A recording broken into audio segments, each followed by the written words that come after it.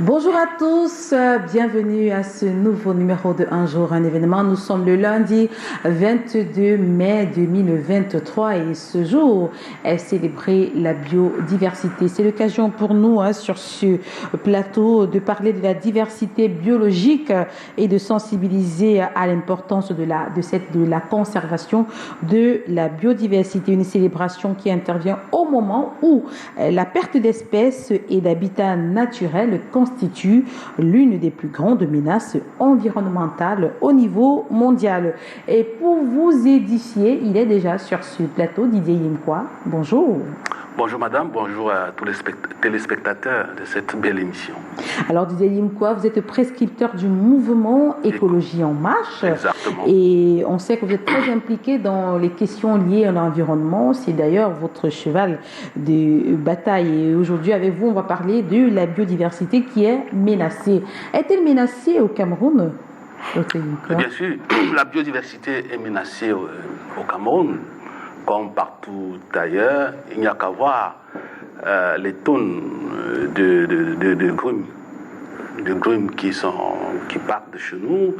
Il n'y a qu'à voir comment la pêche se pratique chez nous, la pêche à la gamaline se pratique chez nous. Il n'y a qu'à voir aujourd'hui comment la mangrove, les superficies de mangrove sont en train de disparaître. Il n'y a qu'à voir, si vous allez vers Yoyo, vous allez constater que dans ces zones, les femmes qui fument du poisson n'ont même plus accès au bois de la mangrove. Elles sont obligées d'utiliser les rhizomes.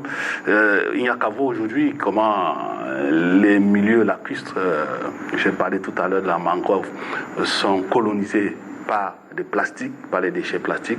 Donc, la biodiversité ou la diversité biologique, qui est en fait l'ensemble des êtres vivants et leur milieu, est terriblement menacée, et voire l'espèce même humaine qui est menacée, parce que notre vie dépend essentiellement de la forêt, de la nature. Sans la nature, l'homme n'existerait pas.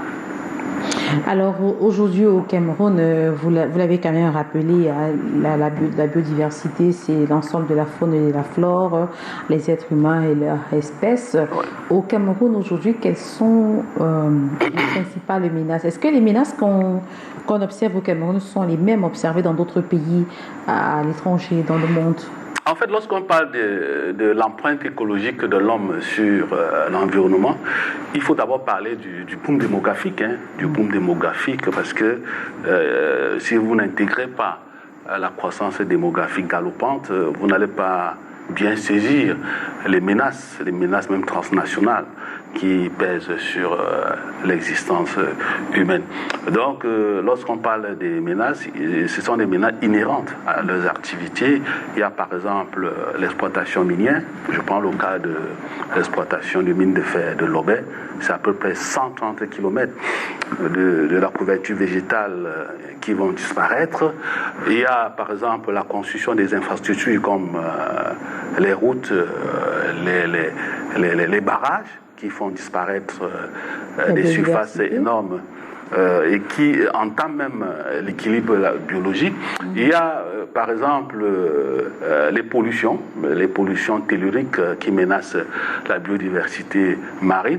Et puis, il faut parler de ça, mettre ça en exergue, c'est la pollution plastique. Les déchets plastiques sont constitués aujourd'hui comme le véritable poison de l'environnement, et ça doit faire même l'objet de la journée, le thème même de la journée mondiale de l'environnement qui va se célébrer le 5 juin prochain. Donc voilà autant de choses qui aujourd'hui menacent l'équilibre biologique, et c'est comme je l'ai dit tantôt, la dégradation des habitats naturels. On a par exemple appris que dans le Mayokani, que les éléphants étaient obligés, par manque d'eau, de disputer les points d'eau avec les populations. À l'époque, on a appris dans le Mam Inubu qu'il y avait des lions qui quittaient leur tanière pour aller chercher de l'énergie parmi les troupeaux, parmi les bœufs des troupeaux des Bororo. On a à Nyabizan, là où on est en train de construire le barrage sur le Memvele, on a appris que les chimpanzés se déambulaient comme ça dans les villages. Donc la plus grosse menace aujourd'hui est une menace sanitaire parce que la destruction de des habitats naturels aujourd'hui ont entraîné l'émergence de ce qu'on appelle les zoonoses. Et les zoonoses sont des maladies qui se transmettent de l'homme à l'animal et vice versa. Je prends le cas.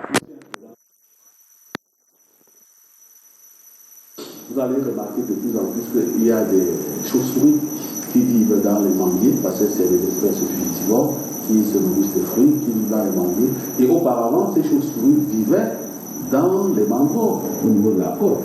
Donc, malheureusement... Ça veut dire que la destruction, voilà, comme la destruction des mangroves ont entraîné la délocalisation des chauves-souris qui se retrouvent aujourd'hui dans les quartiers, sous les manguiers. Elles doivent s'adapter, trouver refuge dans les manguiers ici à Bonandio. Et c'est un risque, là, parce que nous savons très bien qu'il y a des espèces de chauves-souris qui hébergent les coronavirus. Et si demain, ces chauves-souris venaient à disparaître, c'est l'homme qui doit être menacé de ces zoonoses-là. Donc c'est pour ça qu'à une certaine époque, nous avions interpellé le préfet du Bouri, l'actuel gouverneur de la région du centre, oui. Et nous l'avons fait avec l'actuel préfet du Bouri. Nous avions suggéré d'interdire la chasse aux chauves-souris parce que le dimanche matin, il y a des gens qui s'exercent à la chasse aux chauves-souris. Mais il faut conserver, il faut préserver ces chauves-souris-là, parce qu'en les préservant, on protège l'homme des zoonoses, un certain nombre de coronavirus. Donc voilà à peu près de façon grosso modo le temps d'activité qui aujourd'hui entraîne la disparition des espèces animales. Il y a même des espèces qu'on ne trouve plus. C'est pour cela que vous verrez que lors des grands événements sportifs, on choisit comme mascotte les espèces animales. Généralement, c'est des espèces en voie de disparition. Et comme le football en particulier, il n'y a pas mieux que ce sport-là pour véhiculer un certain nombre de messages. Donc la FIFA, obligée d'appuyer le programme des Nations Unies pour l'environnement pour communiquer sur des espèces soit en voie de disparition ou sur les espèces qu'il faut protéger.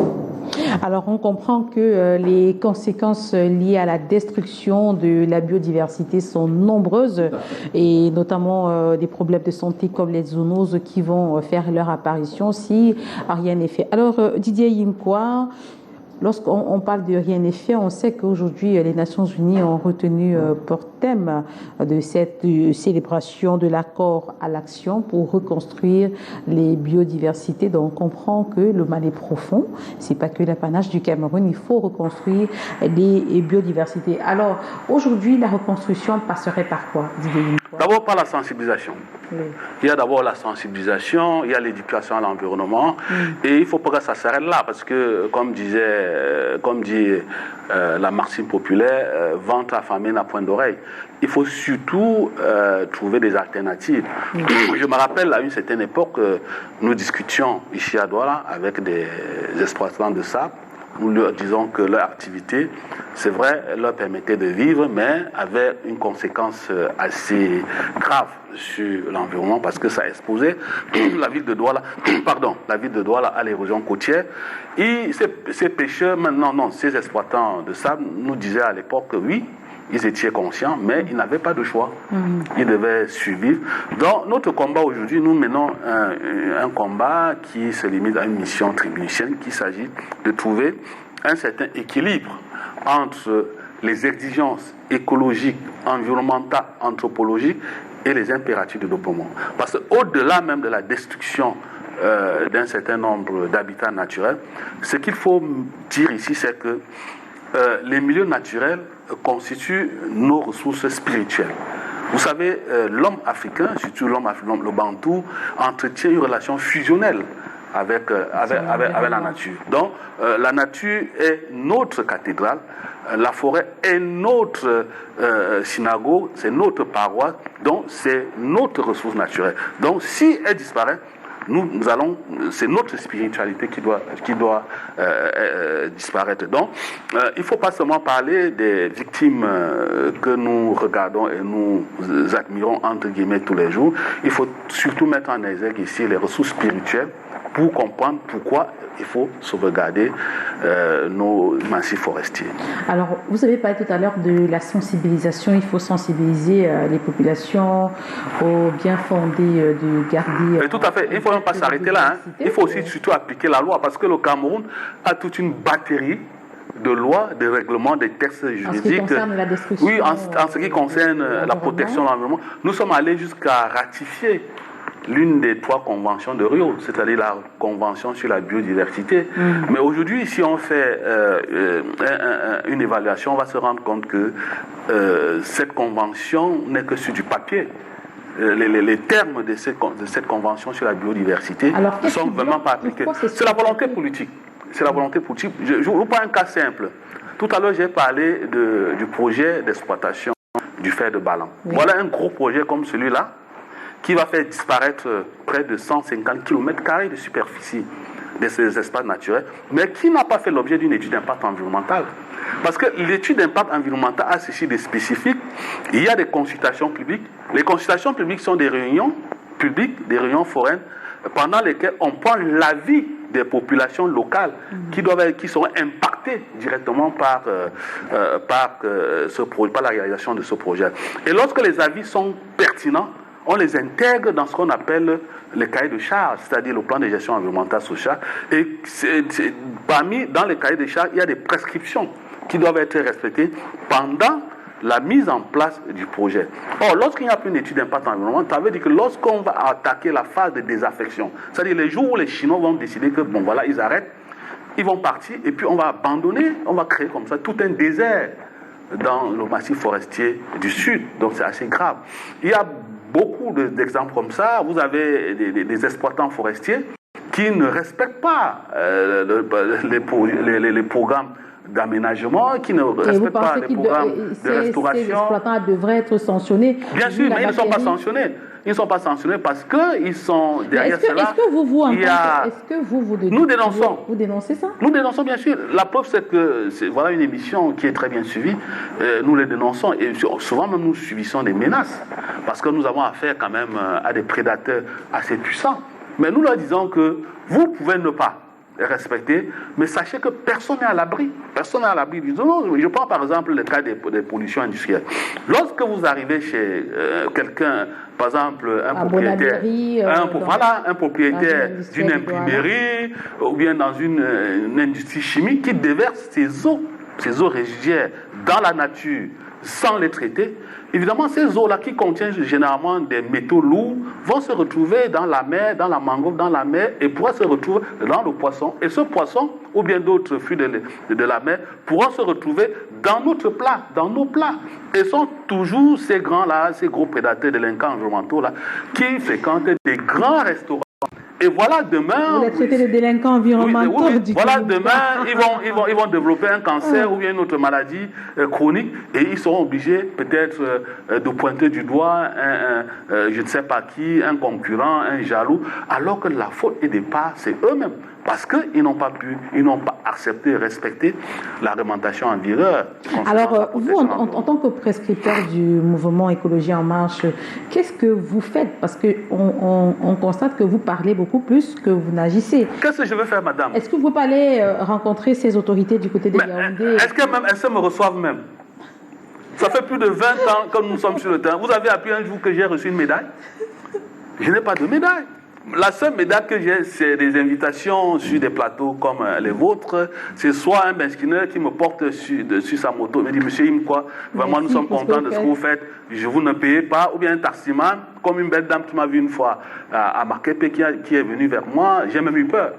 Tellement elle était très jolie, j'ai eu peur, je n'ai pas rien compris. Elle m'a dit, bon voilà, monsieur Imkwa, vraiment nous vous soutenons, faites ce que vous faites, un jour ou l'autre, parce que nous sommes devenus presque un obstacle. Vous savez, les prédateurs puissants n'aiment pas être vus.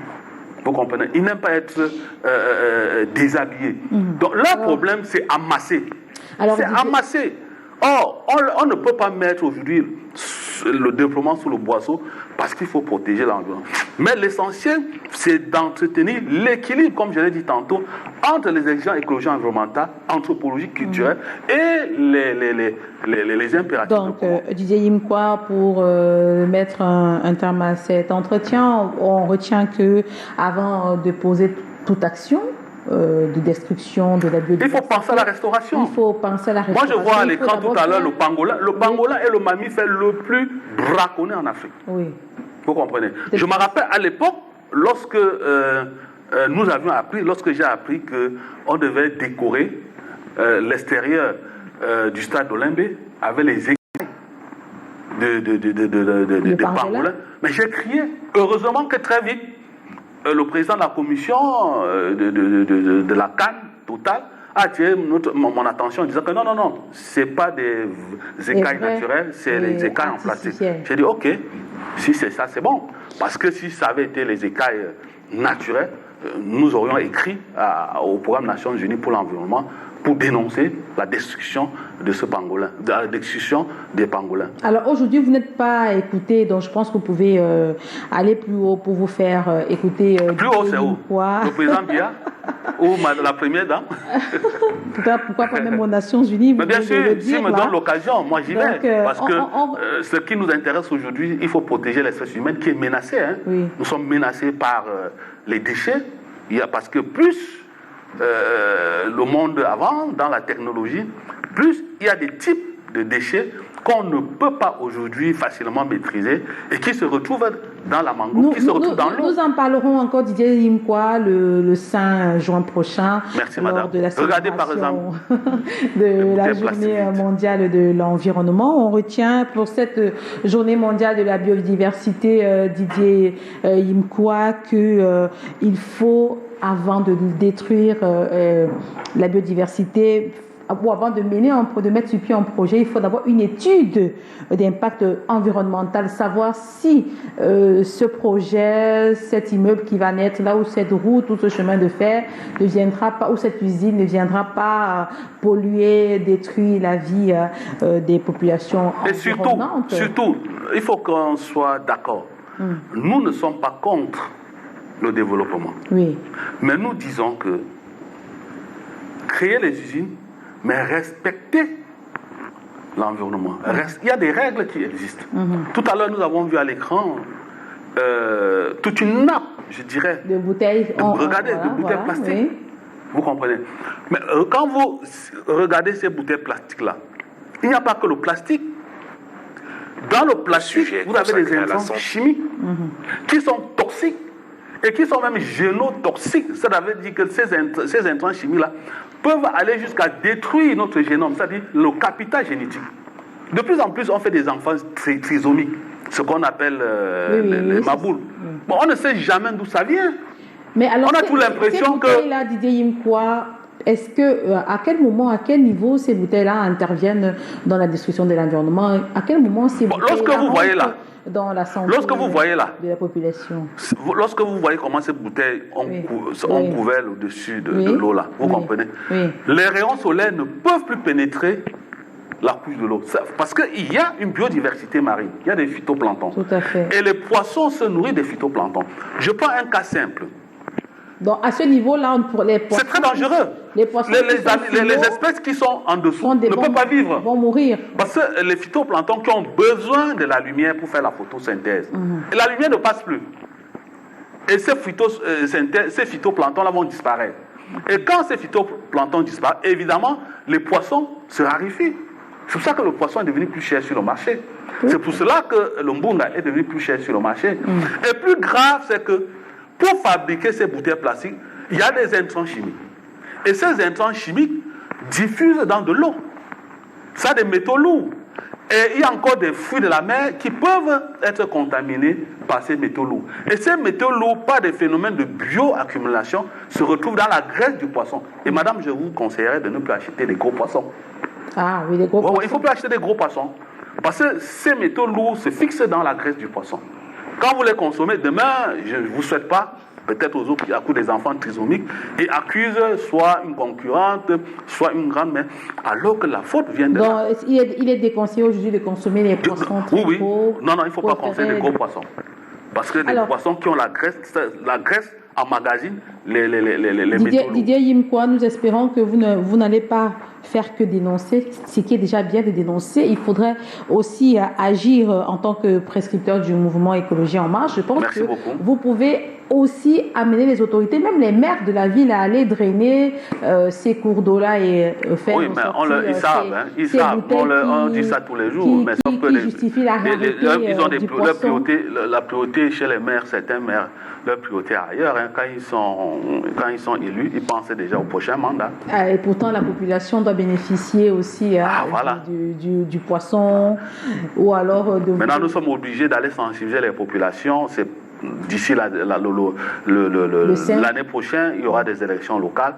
Et puis, nous allons sensibiliser les populations. Un candidat qui ne doit pas intégrer les questions de l'environnement, climat et puis santé dans son programme politique ne doit pas être élu.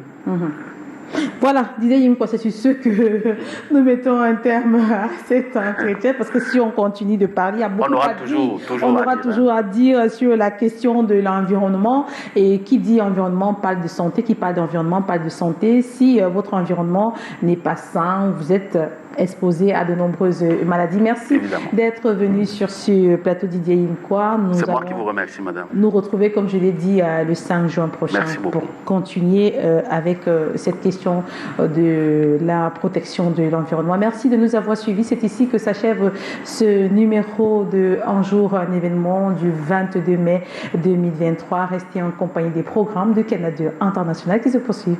Bonne journée à tous.